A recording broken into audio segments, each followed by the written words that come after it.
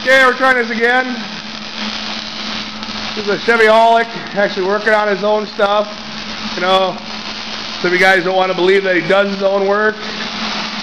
But he does. Haha. It's Christmas Day. Boxed it in the frame on a 39. I'm drinking, he's not, so haha, deal with me today. Drinking. Oh, you are drinking? Oh, I guess. Schlitz over there. Oh, drinking Schlitz. Beer of champions, I guess.